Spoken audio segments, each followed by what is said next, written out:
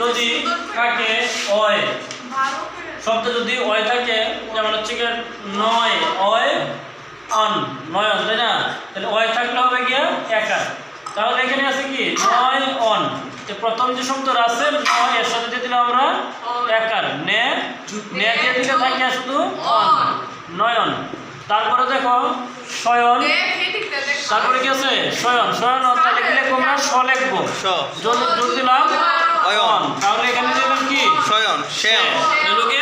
শয়ন এবারে দেখো কথা বুঝতেছ না আয় থাকলে কি হবে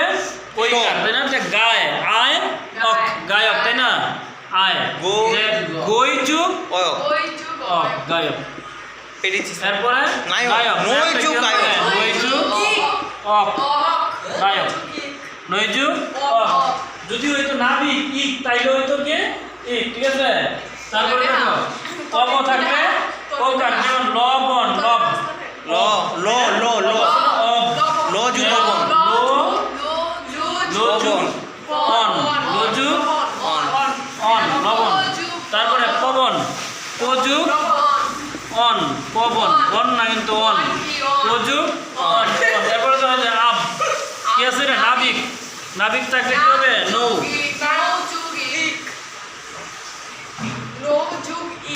ইক এই যে রসই আছে না এখন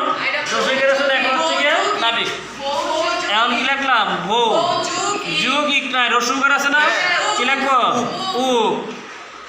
আর একটা কি লেখা যায় পাবক না পাবক পৌযুগ পৌযুগ কি হবে পাবক হ্যাঁ और 760 देखो